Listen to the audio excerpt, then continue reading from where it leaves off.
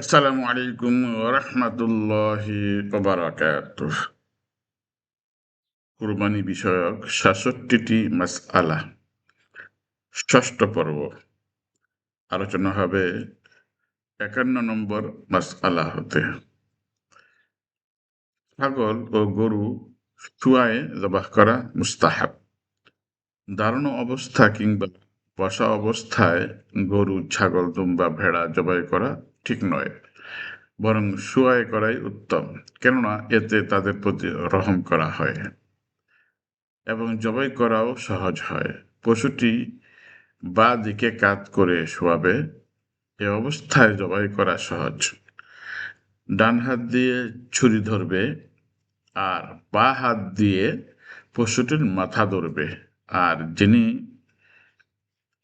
যিনি বাঁ হাতি লোক, তিনি পশুটি ডান কাতে শোয়াবে। জবাই করার সময় কিবলাকে সামনে রাখবে। এভাবে জবাই করাটাই সহজ এবং পশুর প্রতি অনুগ্রহ করা হয়। আর উটকে ৩ পায়ে দাঁড়ানো অবস্থায় জবাই করা সুন্নত। সামনের পা বাঁধা থাকবে, একটি পা বাঁধা থাকবে, ৩ পায়ে দাঁড়ানো অবস্থায় থাকবে। তখন তার যেখানে উট জবাই করার জন্য আঘাত করতে হয় সেখানেই আঘাত করবে। ৫২ নম্বর মাসআলা, পশু জবাই করার সময় কিবলাকে সামনে রাখবে এবং পশুটিকেও যথাসম্ভব কিবলার দিকে মুখ রাখার চেষ্টা করবেন। এটি মুস্তাহাব আমল। বিশেষ করে হাদি এবং কোরবানির পশুর বেলায় বেশি গুরুত্ব দিতে হবে। হযরত আব্দুল্লাহ ইবনে আব্বাস রাদিয়াল্লাহু তাআলা আনহুমা হতে বর্ণিত আছে, তোমাদের সকলে যেন জবাই করার সময় পশুকে কিবলার দিকে করে নেয়। ৫৩ নম্বর মাসআলা, কুরবানি একটি ইবাদত। প্রত্যেক ইবাদত শুদ্ধ হওয়ার জন্য নিয়ত জরুরি। কেননা রাসূলুল্লাহ সাল্লাল্লাহু আলাইহি ওয়াসাল্লাম বলেছেন, ইন্নামাল আমালু বিন্নিয়াত ওয়া ইন্নামা লিকুল্লি ইমরিইম মা নাওয়া। কাজ প্রাপ্য হবে নিয়ত অনুযায়ী, আর মানুষ তার নিয়ত অনুযায়ী প্রতিফল পেয়ে থাকে। বুখারী হাদিস ১, মুসলিম হাদিস ১৯০৭। কারণ নিয়ত দ্বারাই অভ্যাসগত কাজ ইবাদতে রূপান্তর হয়। কুরবানিও একটি ইবাদত, আর এটি পশু ক্রয় করার সময় যে নিয়ত করা হয় তাই যথেষ্ট। নিয়তের সম্পর্ক অন্তরের সাথে, কাজ তার উপর নির্ভর করে। ৫৪ নম্বর মাসআলা, পশু জবাই করার সময় বিসমিল্লাহ ও তাকবীর বলবে এবং দোয়াও করবে। এভাবে বলবে, বিসমিল্লাহ, আল্লাহু আকবার। তাহলে বিসমিল্লাহও বলা হলো, তাকবীরও বলা হয়ে গেল। এরপর দোয়া, আল্লাহুম্মা মিনকা ওয়া লাকা, আল্লাহুম্মা তাকাব্বাল মিন্নি আও তাকাব্বাল আন ফুলান। অর্থাৎ, হে আল্লাহ, এটি আপনার জন্য, হে আল্লাহ, এটি আমার পক্ষ থেকে কবুল করুন। অথবা অমুকের, অর্থাৎ যখন প্রতিনিধি জবাই করেন, অমুকের পক্ষ থেকে কবুল করুন। বিসমিল্লাহ বলা ওয়াজিব, আর পরে তাকবীর বলা মুস্তাহাব। দোয়াটা হবে আল্লাহুম্মা তাকাব্বাল মিন্নি, যদি ব্যক্তির নিজের পশু নিজে জবাই করে। আর যদি অন্য ব্যক্তি জবাই করে দেয়, প্রতিনিধি জবাই করে, তখন তিনি বলবেন আল্লাহুম্মা তাকাব্বাল আন ফুলান। ফুলানের জায়গায় তার নাম বলবে, আন মুহাম্মদ, আন নুরুল ইসলাম, আন মামুন, এইভাবে। ৫৫ নম্বর মাসআলা, কুরবানি ও হাদির গোশত বিক্রি করা বৈধ নয়।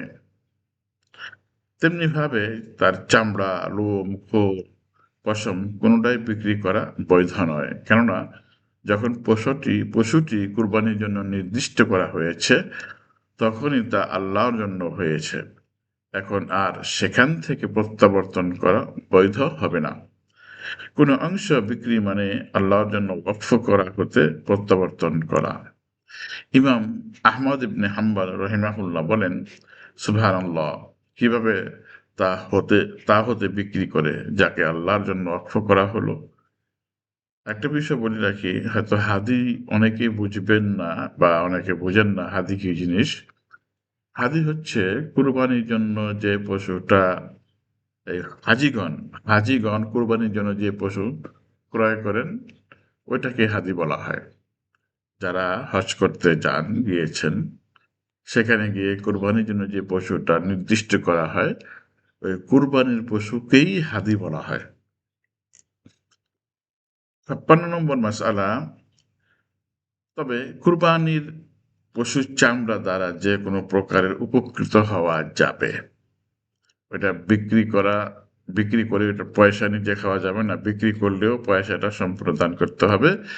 তবে হ্যাঁ, যদি কেউ কোরবানির পশুর চামড়া এ এই নিজে পরিষ্কার পরিচ্ছন্ন করে নিজের কাজে ব্যবহার করে তা করতে পারবে, অথবা কোনো এতিমখানায় দেওয়া যাবে, যা বিক্রি করে তাদের পেছনে খরচ করা হবে। ৫৭ নম্বর মাসআলা, কসাইকে জবাই করা বা গোশত তৈরি করার বদলে কুরবানির গোশত দেওয়া বৈধ নয়। যারা পশু জবাই করে দিবে, গোশত তৈরি করে দিবে, তাদেরকে কুরবানির গোশত বদলা হিসাবে দেওয়া যাবে না। প্রমাণ, আন আলিয়্যিন রাদিয়াল্লাহু আনহু ক্বাল আমারানি রাসূলুল্লাহ সাল্লাল্লাহু আলাইহি ওয়াসাল্লাম আন আকুমা আলা বুদনিহি ওয়া আন আতাসাদ্দাকা বিলাহমিহা ওয়া জুলুদিহা ওয়া আজিল্লাতিহা ওয়া আল্লা উ'তিয়াল জাজ্জারা মিনহা ক্বালা নাহনু নু'তিহি মিন ইনদিনা।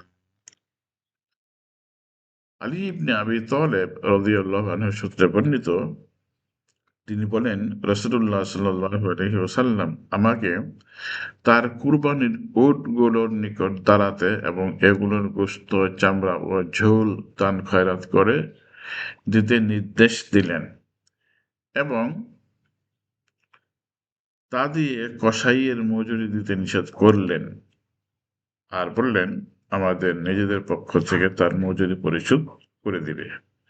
হাদিসটি বুখারীতে আসছে ১৭১৬, মুসলিমে ১৩১৭। সুতরাং আমরা বুঝতে পারলাম যে যারা কোরবানির গোশত তৈরি করবে, কেটে দিবে, তাদেরকে আপনি তাদের পারিশ্রমিক হিসাবে ওই দিনের যে তারা একদিনে কত টাকা উপার্জন করে বা কত ঘন্টা কাজ করলো ওইটা হিসেবে তাদেরকে এই মজুরি দিয়ে দিতে হবে। গোশত মজুরির বদলায় দেওয়া যাবে না। কেননা কুরবানির পশুটি আল্লাহর জন্য ওয়াকফ করা হয়েছে, সেখান থেকে কসাইয়ের বিনিময়ে দেওয়া মানে বিক্রি করা। সুতরাং কোনো কাজের বিনিময়ে কাউকে কুরবানির গোশত দেওয়া যাবে না। ৫৮ নম্বর মাসআলা, যদি কসাই গরিব কিংবা আত্মীয়-স্বজন বা বন্ধু হয়, তাদেরকে সদকা বা হাদিয়া হিসেবে কুরবানির গোশত দেওয়া যাবে।